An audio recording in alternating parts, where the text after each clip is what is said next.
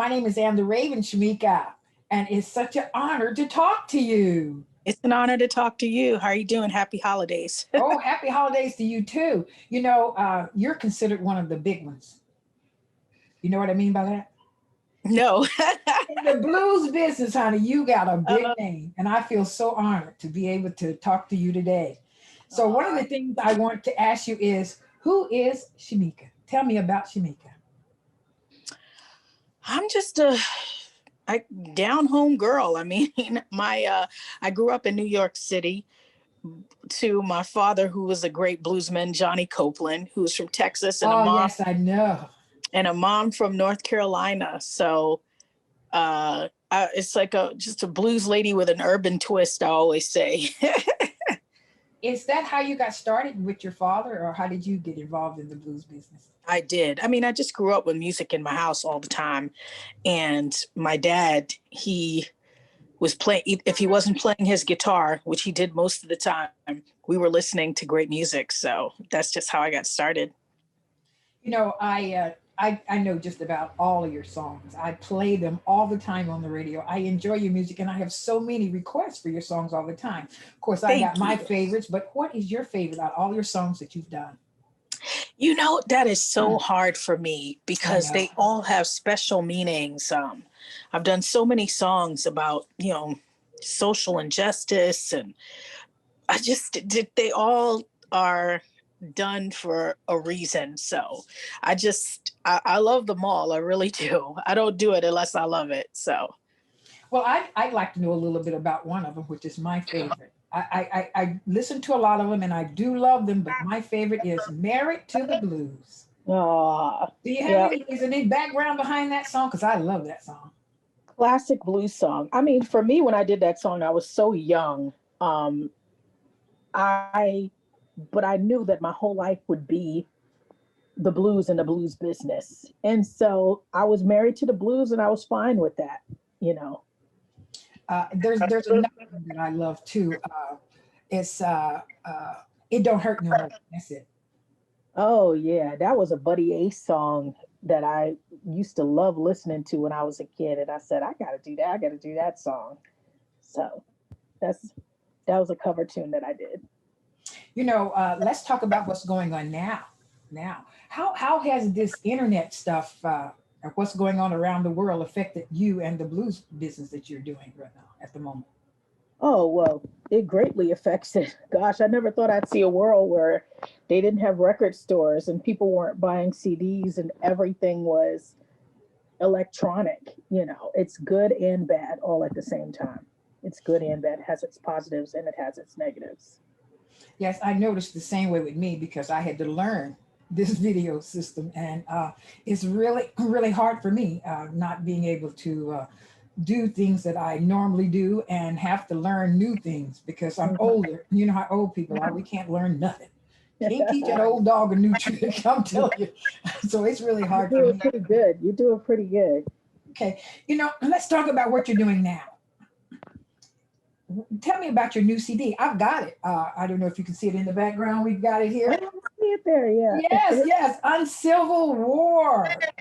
I'm so proud of this record. I always want to make music material that is for the time. I always say if the world ended, I'd want people to be able to know what was going on at the time. And I feel like that's what I've done with all my records. And with this one, I really do feel like people would know what was happening in 2020, even though I recorded it in 2019, but it was just perfect for right now. Oh, it is. But I play a lot of music from the past. And if you listen to the lyrics, you would think you were talking about today. So this has been going on for a long time.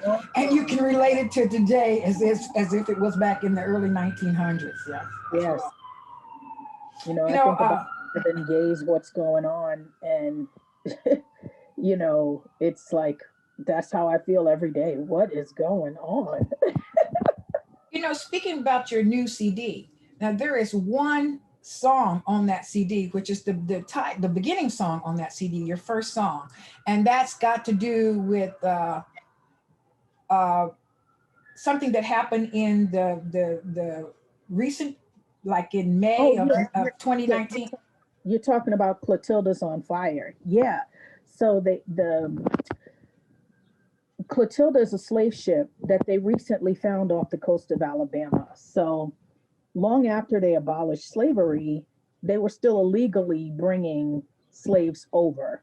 And to hide what they were doing, they burned the ship, and it was just found.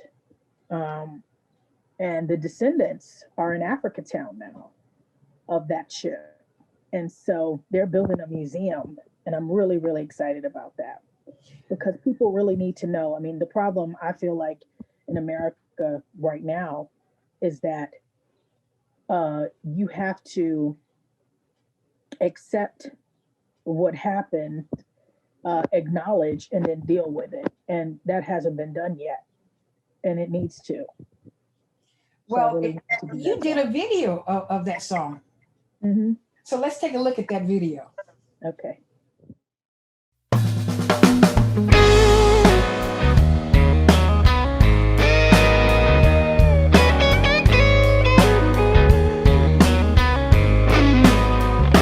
She's coming for you. Hear the chains rattle. Turn you into a slave. Another piece of chattel. Across the seas, stormy waters, showed no mercy. She was Satan's daughter, born to steal, bodies to sell. She had her own special place in hell. Clotilda's on fire off the Alabama coast. Clotilda's on fire. We're still living with her ghost. She took souls on a horrible trip. Her morning song was the crack of a whip. Ones who survived died a long time ago. Most of them buried out at Old Plateau. But the pain and the memory will never go away. Her spirit still lives by the shores of the bay. Clotilda's on fire off the Alabama coast. Clotilda's on fire. We're still living with her ghost. She was a dirty secret, forgot but not forgiven. But the shame was so great, she could not stay hidden. She's on fire.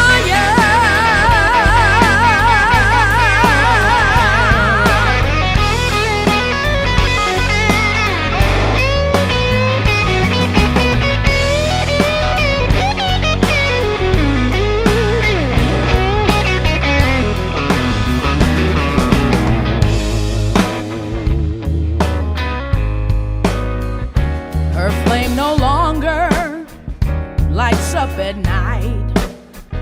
Now dreams survive and hope burns bright. People still come from miles around to praise the folks of Africa town who rose from the ashes of a sad history to stand unchained, proud and free. Clotilda's on fire off the Alabama coast. Clotilda's on fire. We're still living with her ghost. Clotilda's on fire off the Alabama coast.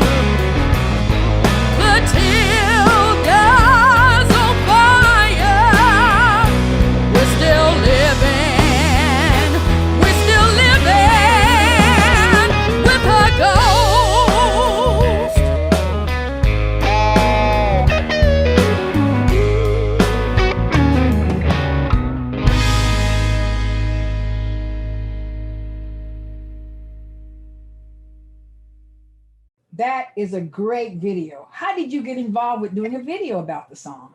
You know, my husband and I came up with it. We were like, we should really do a video for this song. And my husband did that all on his own because, I mean, that was right in the middle of COVID-19. So we had to come up with creative ways to do it when you can't be around anyone, do anything. So I thought he did a great job with that. Shemekia, have you ever thought about what you would be doing if you wasn't a blues singer? Or should I say a blues star? I would probably be a psychiatrist. Really? Really? Mm-hmm. Have you done anything toward that type of work?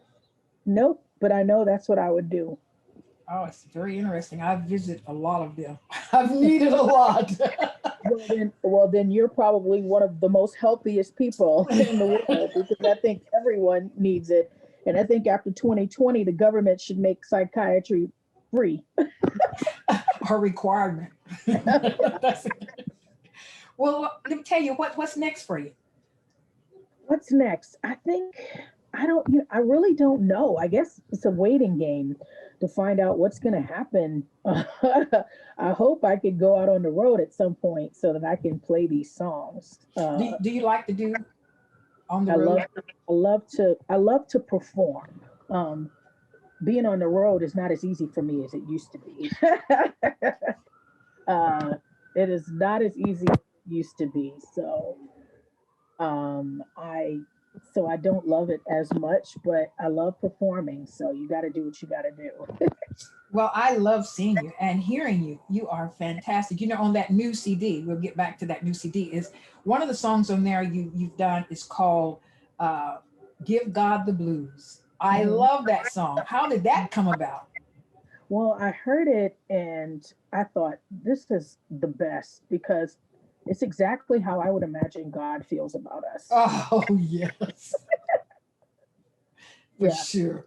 Yeah. That is such a great. Did you come up with that song or was that written by someone else? No, it was written by Sean Mullins, really great writer out of Nashville.